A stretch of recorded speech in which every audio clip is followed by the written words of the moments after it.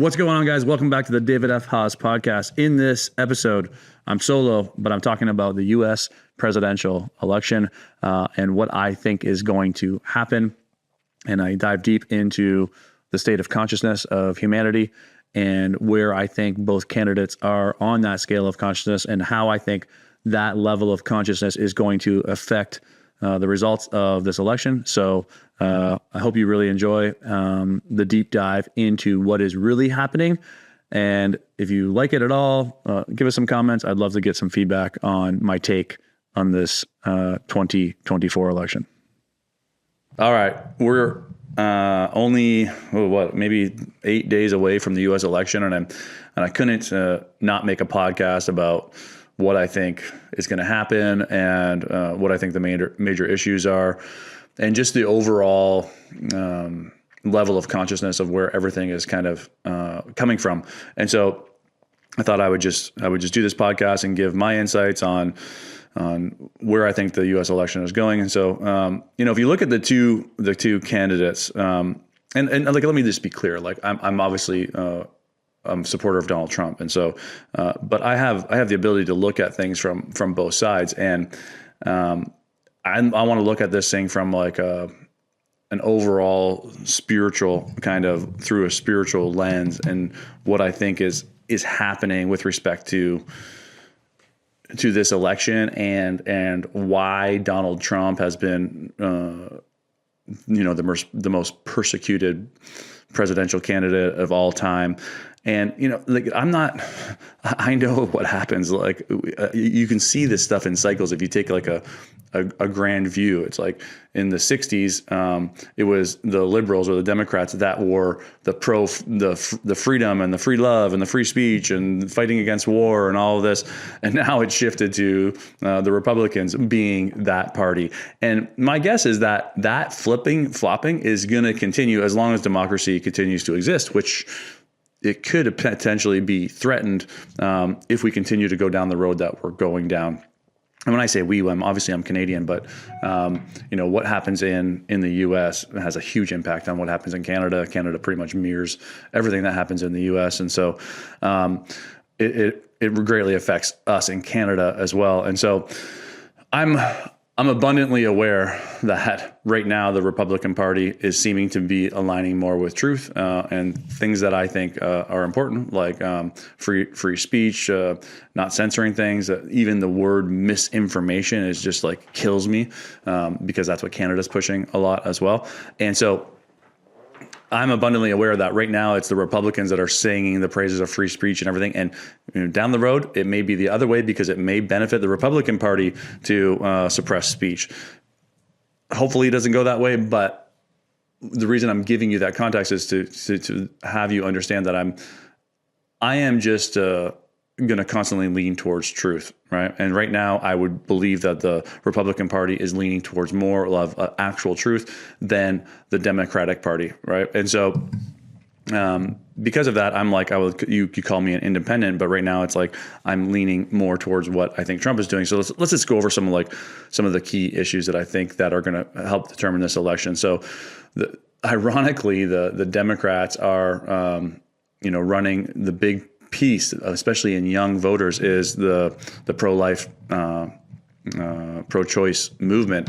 And there is this belief that Donald Trump is hardcore pro-life, which he is not. He's said over and over again that he's going to give it to the states. And so that doesn't mean that you're not going to be able to have an abortion. You're just going to have to go to the state that is going to allow that abortion to happen. And so I'm not going to, because I can't say that I'm pro-life, but I'm definitely not pro-killing babies. And so I believe that if you're going to have sex and engage in sex, there are going to be consequences of that action. And if you're not prepared to deal with the consequences of that action, you shouldn't be having sex. And that's like a pretty strong statement, I guess, these days. But it's like it's the reality of where we're at. It's like, for example, my wife and I are done having kids, and I'm on the list to get a vasectomy. But in the 2 years that, I'm waiting on the wait list because I'm in Canada and that's how long it takes to get a vasectomy. If for some reason we got pregnant, I am going to be very hardcore on we're keeping that kid, right? And so obviously there's two people in the relationship, and both of us would have to talk it through. But I laid in the bed, no pun intended, and we made a choice that there could be a consequence of this, and because of that, I'm willing to deal with that consequence. And so that's just my stance. And so I do believe there are circumstances, but they are so rare. They're so rare, which is like rape, molestation, all of these types of things that abortion could be necessary, right? But I do believe that everything is unfolding exactly how it's supposed to, and so the one key issue that I think gives that the Democrats have done a good job of kind of promoting is this pro-life, pro-choice movement. Obviously, they're on the pro-choice side, and they've basically been able to convince younger people that you're not going to have a choice and you're not going to have command over your body and all of the stuff, which is funny because COVID was like the ultimate no choice whatsoever. You do this or you don't have a job. You do this, you can't eat in this restaurant. And so we just like washed that away and forgot about that completely. And now we're back on an election, and it's like, oh no, it's like we want domain over our bodies, right? Which is, you do have domain over your bodies. Just deal with the consequences that come from having sex is kind of my opinion. And so, but I understand where the pro-choice movement is coming from, and they don't want any man to tell them what to do with their body. And I get that, because I went through that with COVID. I went through the government telling me that I can't do the things that I wanted to do because I wasn't going to get vaccinated. And so I understand where they're coming from, and I have empathy and understanding. But from the greater picture, I think that's a very strange stake to die on, which is the stake of essentially killing babies. This is going to get me in trouble, this podcast. I can see it already. And so the next thing is like, how do I see voter turnout? And I think this is actually what is going to win Donald Trump this election. I don't believe the Democratic machine, the elites, whatever you want to call it, are going to allow Donald Trump to win. And so they're going to do everything in their power with respect to, they're going to shoot at him. They're going to rig the election. They're going to do everything they possibly can. If you think about what that machine has done in like foreign countries, it's like, we put Zelensky in power, essentially. We've destabilized governments. We've gone to war, and that is the thing that is creating that machine is pretty much all money, right? And the two biggest money-making machines in all of the world are war and illness, right? And so Donald Trump is he is so anti-establishment because he's not part of the establishment, right? And so I don't know if the establishment is going to allow him to win this election. And so is it a stretch to say that they may try and kill him or rig the election so that he doesn't win? No, I don't think so, right? But what I do predict, and this is my prediction of the election, is that I think that the voter turnout for Donald Trump is going to be so immense that they are not going to be able to basically hide it, right? I think that Donald Trump is going to get more votes this election than any presidential candidate in the history of the United States. And it is going to be essentially the scream of the populace, which is like, we no longer want to be ruled by people that don't have our best interests at heart. And that's what is happening. And that's why the Donald Trump movement is so powerful. That's why he's back. And that's why he's been called to continue this fight, which is to create a major shift in the way that the United States and all countries really are run, because, a lot of countries will follow the lead of the United States. And so I think he's going to win the election, and I think he's going to win it by such a great margin that it's not going to be refutable. That's what I'm feeling, right? But this whole Democratic machine that has prosecuted him, that has censored him, that's kicked him off of social media. Like, I remember the day when they kicked Donald Trump off of X, or it was Twitter back then. I remember saying, this is not good for America, right? Because this is the beginning of complete and total censorship, which will then be there will no longer be any more elections. They're basically just going to, and maybe there'll be elections to have a face of an election, but they will be censoring all of the information so that you only see, the candidate that they have chosen. And that's what they did with Kamala, is that they just chose her. We didn't, the Americans didn't get a chance to vote. And so they just chose her. And so that is like a micro example of what's going to happen if Kamala Harris wins, is that the Democratic machine will continue to censor, continue to label things as misinformation, right? So that they can continue to push their agenda, right? Which is war, illness, control, right?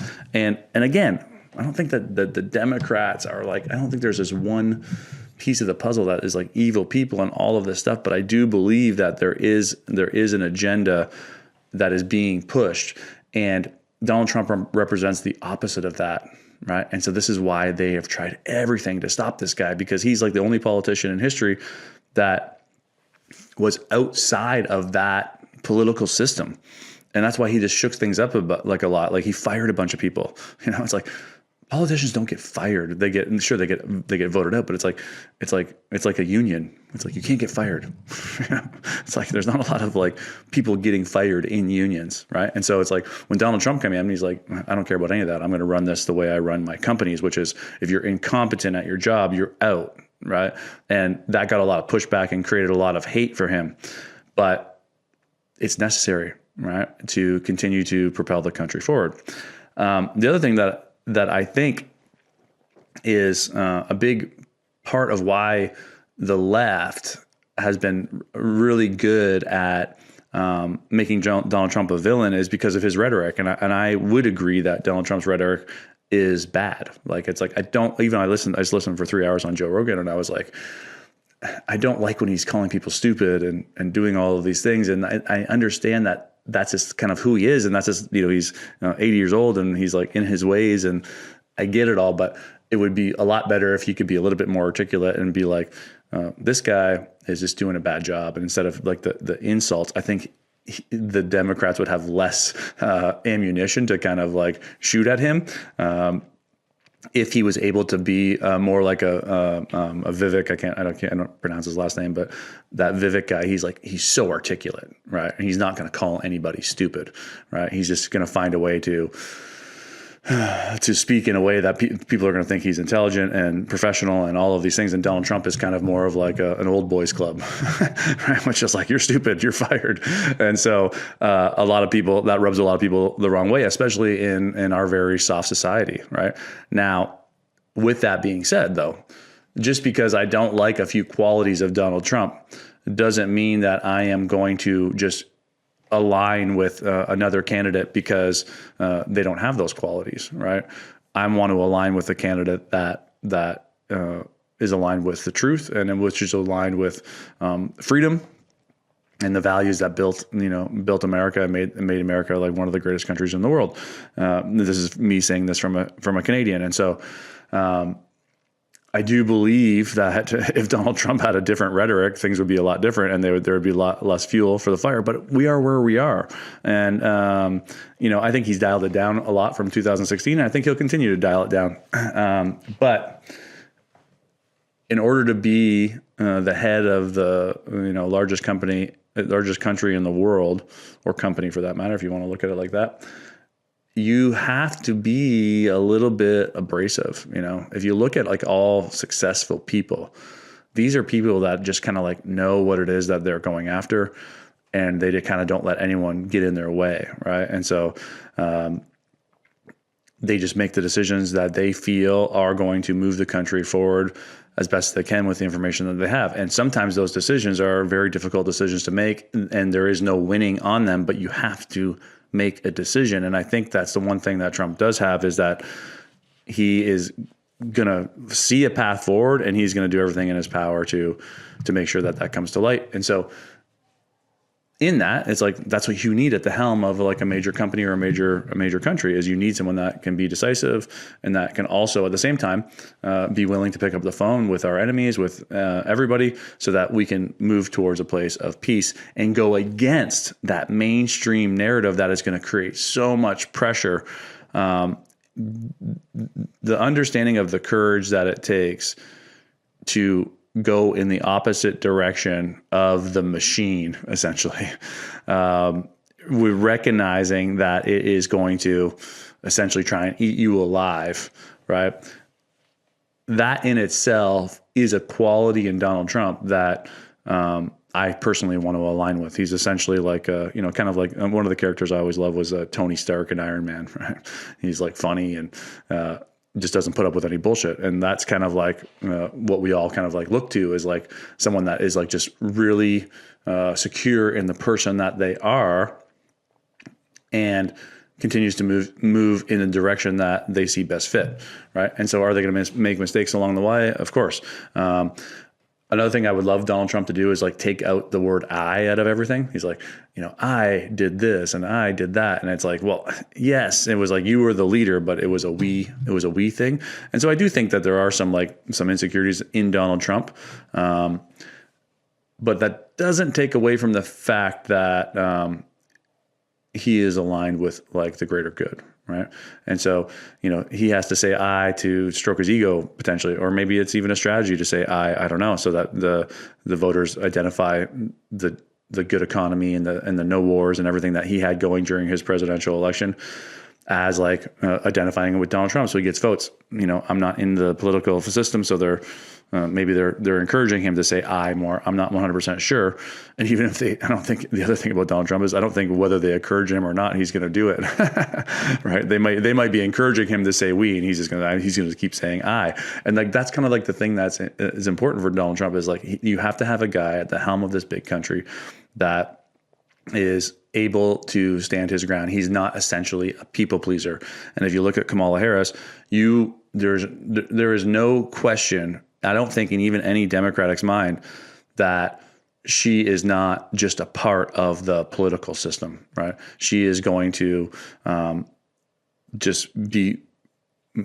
she's just going to go wherever that political system sways her. If they say we have to get into a war with Russia, she'll do it. If they say we have to get into a war with Iran, she'll do it. It's like if you say we have to censor social media, which they're actually already coming after, she'll do it. Right? I don't want to use the word puppet because it's mean, but it's like she's a mechanism and she's a part of this big democratic machine. Whereas Donald Trump is removed from it. He is in it, but he is standing alone outside of it. And so that's the kind of guy that I want in charge. Now, does he have these terrible qualities? Yeah, of course he does. But I think a people pleaser is way worse, because I was once a people pleaser, is way worse than someone that speaks their truth and may rub people the wrong way. And so we've gotten to this world where no one can get rubbed the wrong way. And so when you have someone that speaks your truth, they are going to be hated, right?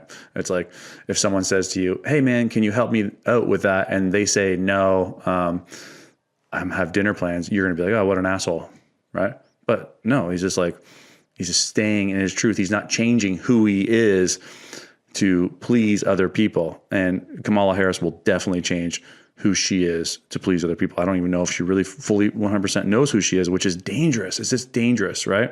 Well, I was just going through some questions that I have. What role do you think social media will play? Well, I think Elon Musk essentially saved social media.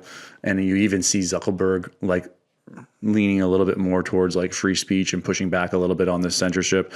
This misinformation thing is the scariest thing that they are pushing. Like basically just go back and read 1984, and you'll see like where it's all heading, right? It's like they want to censor the information that's being put out, and they want to make the decision on what gets censored and what doesn't. So if I say that vaccines cause autism, I will get censored.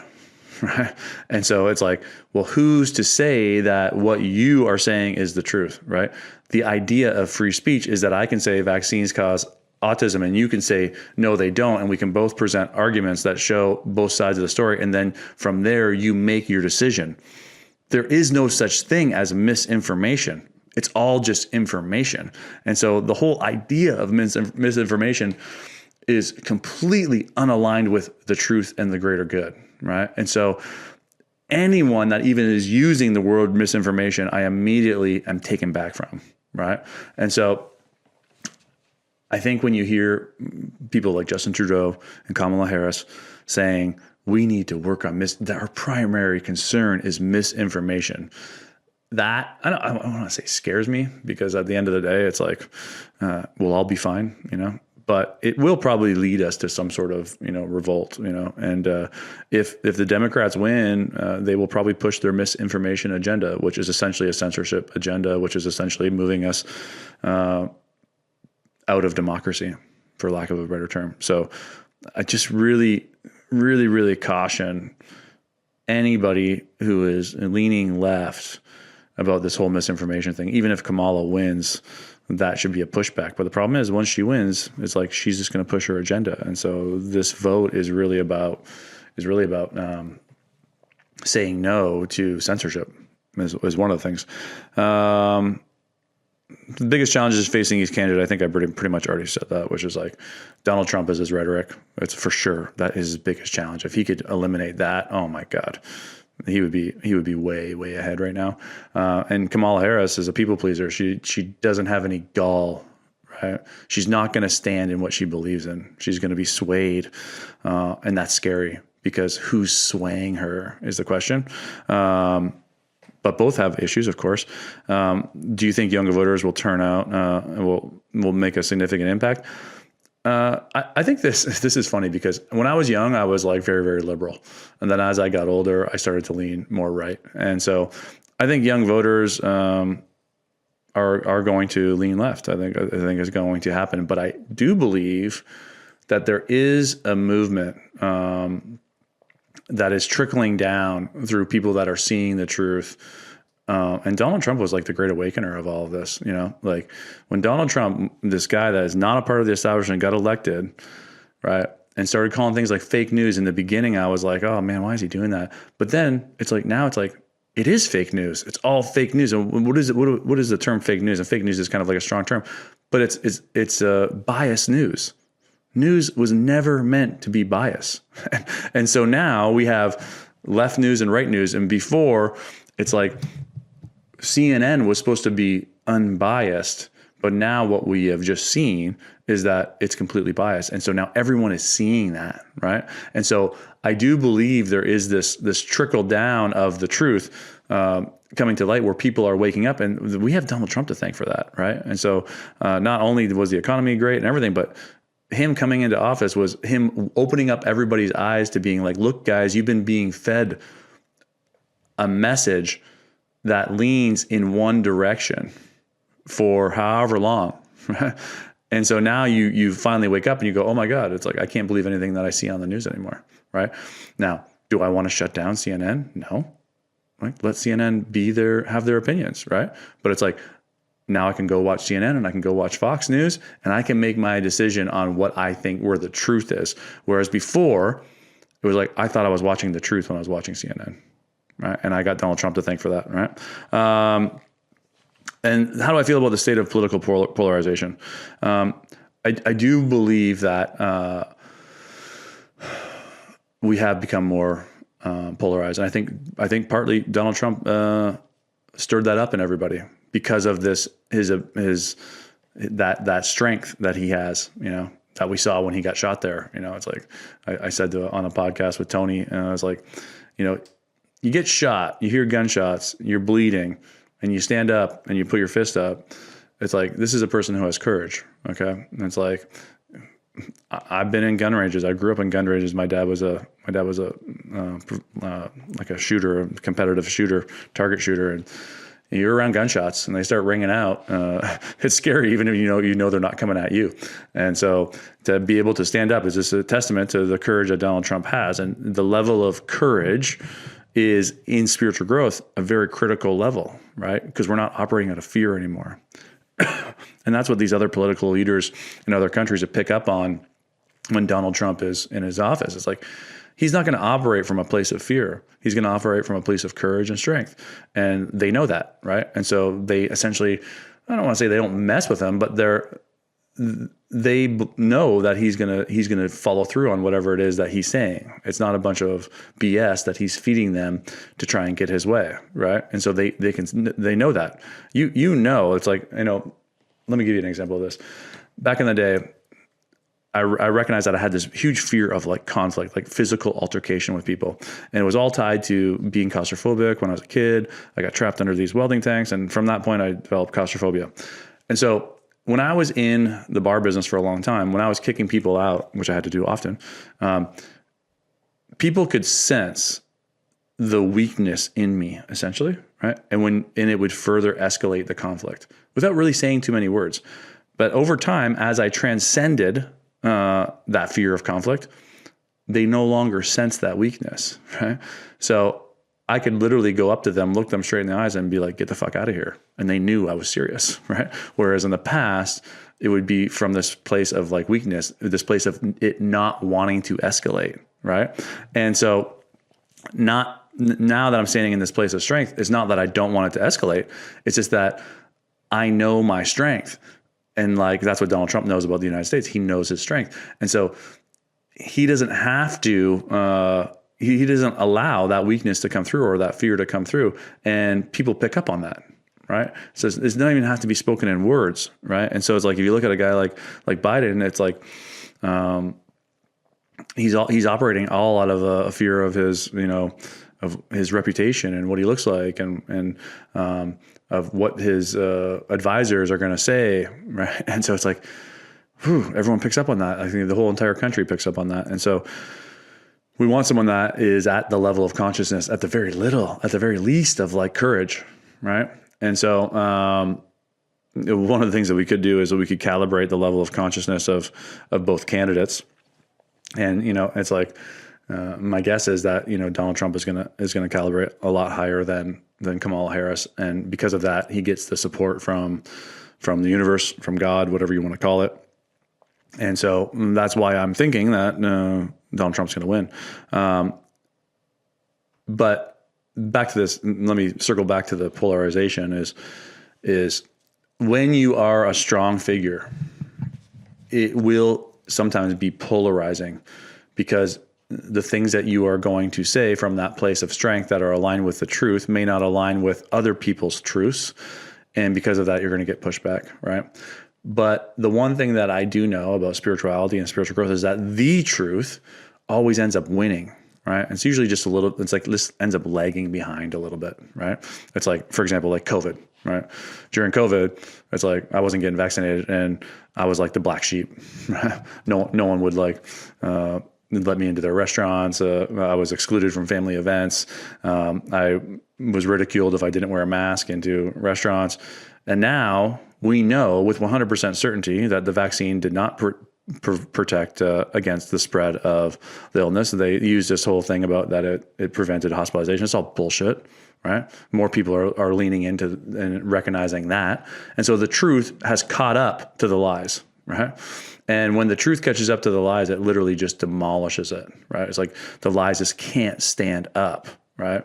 And so, yes, I believe that in the beginning, Donald Trump created more polarization because he was speaking the truth, and that truth didn't align with what people believed, right? Because they believed lies. But now that truth is beginning to spread, and when it continues to spread, it will. The truth will eventually get to everyone that is aligned with the falsehoods. And so when people begin to see it, one of the things that they're going to have to do is they're going to have to let go of their position that they've held on to and defended for so long. And some people will not ever let go of that position because it's been a part of their identity. But eventually they will become the minority, right? And so people are aligning more and more with truth. Social media, AI, it is all moving us towards this place where the truth will always be revealed. And it's like kind of like this wonderful thing because, I set the intention almost 10 years ago to live a life of integrity. And like basically we're a life where I don't tell lies. And now I'm not perfect. I still screw up. I still tell some lies here and there. But my day-to-day intention is to be an honest person. And I don't think there's very many people out there that have set that intention. And I don't even know if Donald Trump is. I said on Tony's podcast, I think Donald Trump is a person of integrity. And I think what I should have said was Donald Trump is a person of courage. Does he over-exaggerate stories? Does he do this? Sure, he does 100%. And I've even stepped away out of that. But I do believe he is aligned with the critical level of consciousness, which is courage. And he is not going, maybe he exaggerates stories and does things like this. But if someone says to him, hey, I want you to do this, he is not going to step out of his integrity because he believes that is not the right course of action, right? And so that's where I think Donald Trump's integrity comes from. You have to look beyond those little lies. And that would be another thing that Donald Trump could really improve on, is to like just be completely integrous and set that intention. If he did that, oh my God, would he ever bring the country back together? And we may begin to move outside of this polarization. And I think that AI, just because of the playing around I've been doing with AI, is going to bring more and more truth to people. Now, of course, we have to be careful with AI because it could be also skewed the same way the news was skewed. And because it's this new technology, you may be blind to it. So we have to be careful there as well. But the fact that we're aware that we have to be careful is such a huge leap for human consciousness, right? And so I believe as people continue to ascend the scale of consciousness, we are going to align more and more with truth. And you won't even have to like go and search for information. There'll just be this sense of knowing that this is the person beyond your own programs and beliefs, that this is the person who is aligned with the greater good. You'll just be able to look at the two of them and you'll just be able to pick up on which one is aligned with the greater good. And it takes like a lot of letting go of your own positions and own programs and own beliefs in order to see that clearly. In fact, you have to be at level of consciousness 200 in order to even calibrate what level of consciousness other people are at.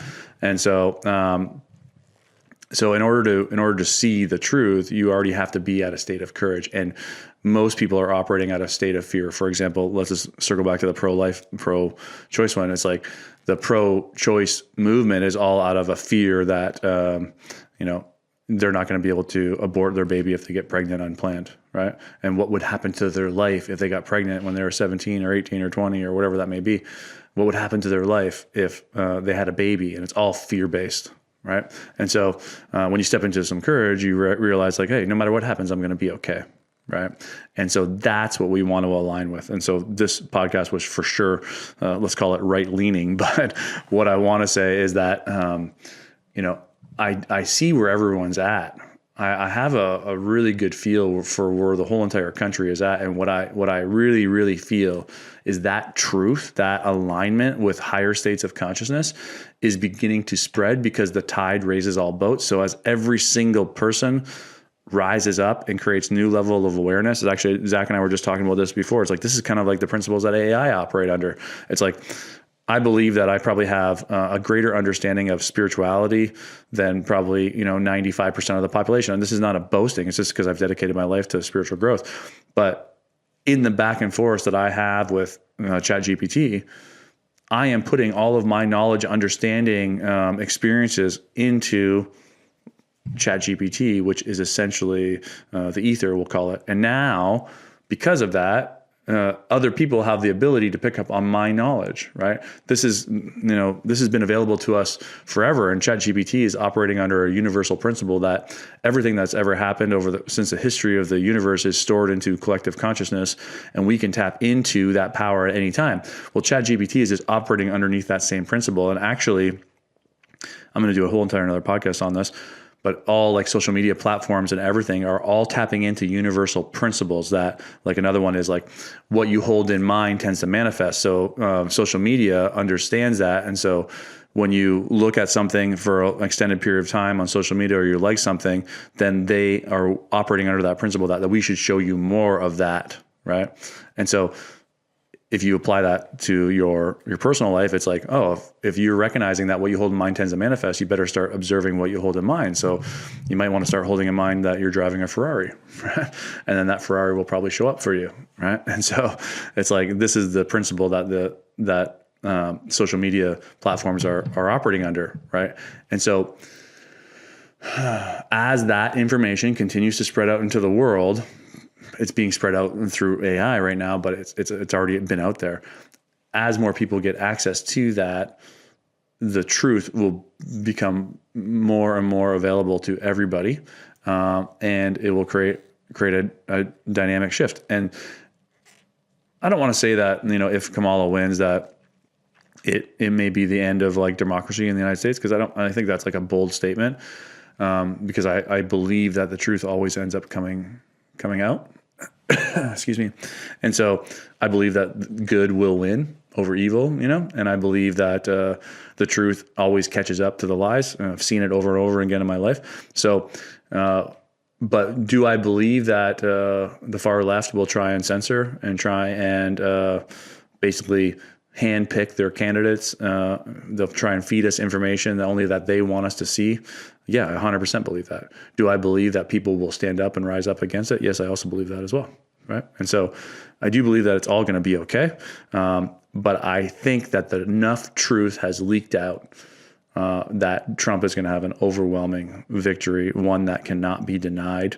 And I think his presidency will continue to awaken the rest of the world, United States, the rest of the world, and we'll all be moving to this place, which I'm going to talk about on my next podcast, about this place where we recognize that we can tap into this universal power and we can have anything that we've ever wanted.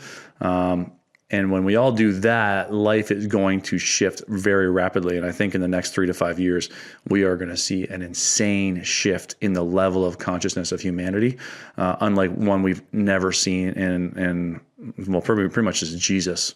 Like Jesus, because of his level of consciousness, raised up, entire worlds, right? And so, but so did Buddha, so did Krishna. So I'm not. This is not a religious thing, but I think that's what's happening here with AI, and not that I'm saying AI is Jesus. I'm saying the information is going to be more available to more people, and people are going to begin understanding how to ascend the scale of consciousness. And when they do that, their life gets better. Like that's what happened to me. And as you move up that scale of consciousness, you just start seeing the truth, right? And it's like I can see the truth in every single thing. It's like I've been attacked, I've been stolen from, and I just see it all for exactly what it is, right? And it pretty much has no effect on me. Sometimes it does. Sometimes I slip back into anger, but I quickly step back out. And because of that, I'm like a pretty happy person. I'm living a pretty good life. I feel like I'm free, even though I have all the stresses that everyone else has, but they just don't affect me as much because of this alignment with the move towards enlightenment. So this is what's happening. This is what's coming for all of us. And as I continue to experience this, it's going to be available for you as well. It always was, but very few people knew how to tap into it. What AI is doing is showing everybody how they can tap into that potential. And that is going to create this major shift. And that's also why I think Donald Trump will win.